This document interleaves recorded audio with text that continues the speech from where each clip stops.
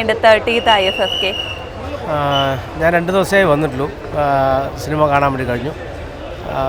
വളരെ സന്തോഷമുണ്ട് ഇങ്ങനൊരു ഫെസ്റ്റ്, അതായത് 30 വർഷമായി തുടർച്ചയായി നടക്കുന്ന ഒരു ഫെസ്റ്റ് എന്ന് പറയുന്നത്. അപ്പോൾ അതിൽ നമ്മുടെ സംസ്ഥാനത്തും വിദേശത്തുള്ള ഒട്ടേറെ സിനിമകൾ കാണുന്നു. ഭാഷ ഒരു തടസ്സമല്ല എന്നുള്ളതാണ്, ഭാഷക്ക് അതീതമാണ്. അത് വലിയൊരു കൂട്ടായ്മ. പിന്നെ അതുമാത്രമല്ല കലാകാരന്മാരുടെ സംഗമവും കൂടിയാണിത്.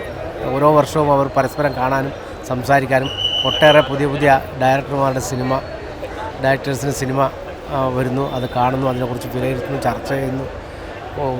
ജനകീയ പങ്കാളിത്തത്തോട് നടക്കുന്ന നല്ലൊരു ഫെസ്റ്റാണിത്. വളരെ സന്തോഷം ഇതിൽ പങ്കെടുക്കാൻ വേണ്ടി.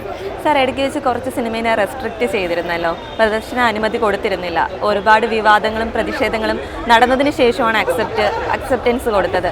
സാർ, അങ്ങനെ ആ റെസ്ട്രിക്റ്റ് ചെയ്ത് വെച്ചതിനെ പറ്റി എന്താണ് അഭിപ്രായം? അത് സംസ്ഥാന നമ്മളെ IFFK തീരുമാനിച്ചു എന്തായാലും സിനിമ പ്രദർശിപ്പിക്കുന്നതിന്. അതാണ് ധീരമായ നിലപാട്. സാർ, എങ്ങനെയുണ്ട് സിനിമ ജേണിയൊക്കെ എങ്ങനെ പോകുന്നു? നന്നായി പോകുന്നുണ്ട്. ഈ ജനുവരി 16 പെണ്ണ് കേസ് എന്ന് പറഞ്ഞൊരു സിനിമ റിലീസാവുന്നുണ്ട്. ജനുവരി 26 മിക്കവാറും പ്രകമ്പനം നില സിനിമ റിലീസാവുന്നുണ്ട്. പിന്നെ ദുരൂഹ സാഹചര്യത്തിൽ, അതുപോലെ പെരുങ്കളിയാട്ടം.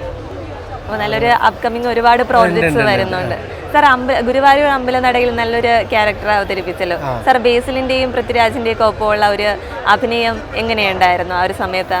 നല്ല അനുഭവമല്ലേ, സന്തോഷമാണ്.